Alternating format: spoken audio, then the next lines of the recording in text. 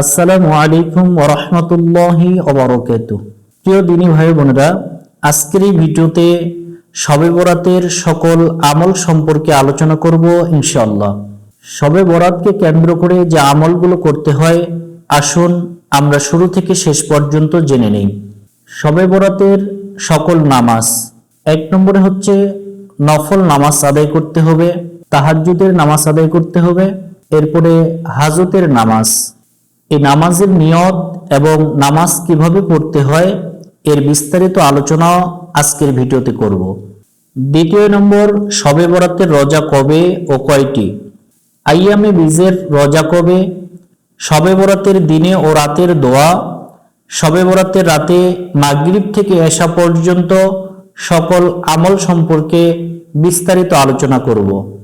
তাহলে আসুন এবার আমরা শবে বরাতের সকল আমল সমূহের সঠিক নিয়ম জেনে নিই। এ রাতে যেহেতু আল্লাহ তাআলা পাপী লোকদের ক্ষমা করেন, নিষ্কৃতি দেন ও জাহান্নাম থেকে মুক্তি দেন, সেহেতু এ রাতকে লাইলাতুল বারাত বা শবে বরাত বলা হয়। এ রাতের ফজিলত, হযরত আয়েশা রাদিয়াল্লাহু তাআলা আনহা থেকে একটি হাদিস বর্ণিত আছে। নবী করিম সাল্লাল্লাহু আলাইহি ওয়াসাল্লাম হযরত আয়েশা রাদিয়াল্লাহু তাআলা আনহাকে সম্বোধন করে বললেন, হে আয়েশা, এ রাতে কি হয় জানো? হযরত আয়েশা রাদিয়াল্লাহু তাআলা আনহা বললেন, আল্লাহ ও তার রাসূলই ভালো জানেন। রাসূল সাল্লাল্লাহু আলাইহি ওয়াসাল্লাম বলেন, এ রাতে আগামী বছর যত শিশু জন্ম নেবে এবং যত লোক মারা যাবে তাদের নাম লেখা হয়। মানুষের বিগত বছরের সব আমল আল্লাহর দরবারে পেশ করা হয় এবং মানুষের রিজিক অবতীর্ণ হয়। সুবহানাল্লাহ। তাই আমরা এ রাতে এই আমলগুলো বেশি বেশি করে করার চেষ্টা করব। নফল নামাজ, এ রাত্রে নফল নামাজ আমরা বেশি বেশি করে আদায় করব। 2 রাকাত করে নফল নামাজের আমরা নিয়ত করব। আমি কিবলামুখী হয়ে 2 রাকাত নফল নামাজ আদায় করার নিয়ত করতেছি। আল্লাহু আকবার। এছাড়াও যারা আরবি নিয়ত করতে চাচ্ছেন বা আরবি নিয়ত করবেন, স্ক্রিনে দেওয়া নিয়তটি আপনারা দেখে শিখতে পারেন। নফল নামাজ পড়ার ক্ষেত্রে আমরা শুরুতে তাকবীর দিয়ে দিব আল্লাহু আকবার বলে। তাকবীরের পরে সানা পাঠ করব, এরপরে আউযু বিল্লাহ বিসমিল্লাহ পাঠ করে সূরা ফাতিহা পাঠ করব। সূরা ফাতিহার শেষে আমরা আরেকটি সূরা পাঠ করে নিব।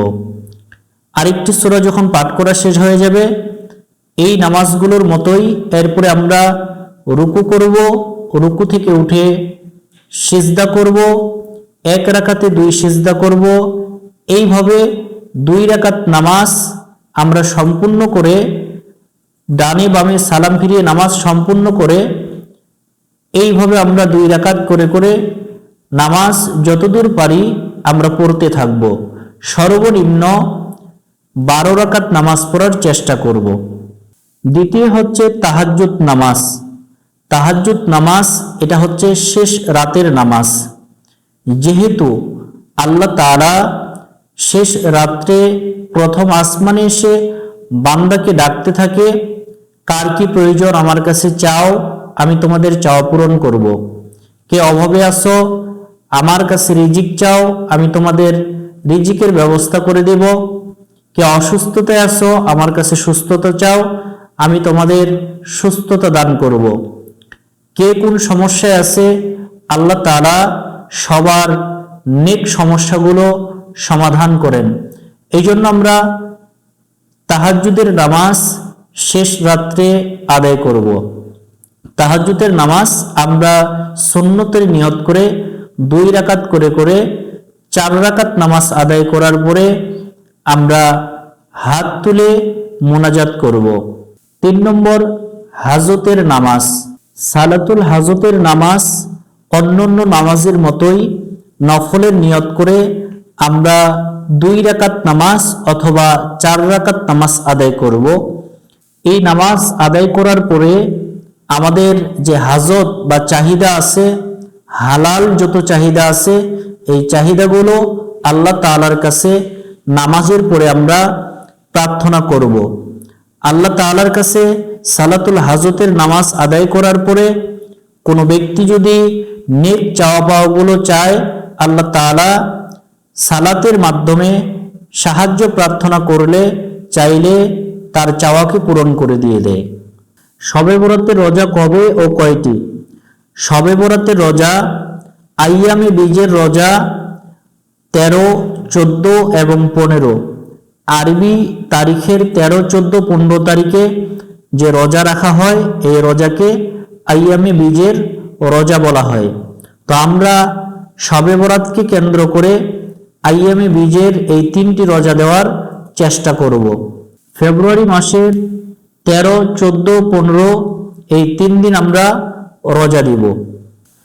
শবে বরাতের দিনে ও রাতের দোয়া আমরা এই রাতে এবং দিনে বা এই মাসে বেশি বেশি করে এই দোয়াটি পাঠ করব। আল্লাহুম্মা বারিক লানা ফি রজবা ওয়া শাবান ওয়া বাল্লিগনা রমাদান। এই দোয়াটা আমরা বেশি বেশি করে পাঠ করব রাতে এবং দিনে। মাগরিব থেকে এশা পর্যন্ত আমরা যে আমলগুলো করব, মাগরিবের নামাজের পরে সূরা ওয়াকিয়া সম্পূর্ণটি পাঠ করব এবং বেশি বেশি করে তাসবিহ পাঠ করব। সুবহানাল্লাহ, আলহামদুলিল্লাহ, আল্লাহু আকবার এবং দোয়া করব আল্লাহুম্মা আজিরনা মিনান নার, আল্লাহুম্মা আজিরনা মিনান নার। এই দোয়াটি আমরা 7 বার করব। দোয়া করব আল্লাহুম্মা হাসিবনি হিসাবাই ইয়াসিরা। এই দোয়াটি আমরা 7 বার করব।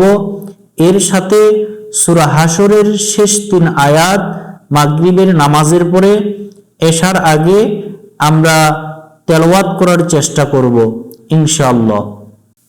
আজকের এই ভিডিওতে আমরা শবে বরাতের রাতে এবং দিনে যে আমলগুলো করতে হয় সেই আমল সম্পর্কে জানলাম। আপনারা বেশি বেশি করে শবে বরাতের রাতে এবং দিনের এই আমলগুলো করার চেষ্টা করবেন। ভিডিওটি ভালো লাগলে বন্ধুদের মাঝে শেয়ার করতে ভুলবেন না। এই রকম শিক্ষণীয় ভিডিও পেতে আমাদের শুদ্ধবাণী ইউটিউব চ্যানেলটি সাবস্ক্রাইব করে পাশে থাকবেন। দেখা হবে পরবর্তী কোনো ভিডিওতে। আসসালামু আলাইকুম ওয়া রাহমাতুল্লাহ।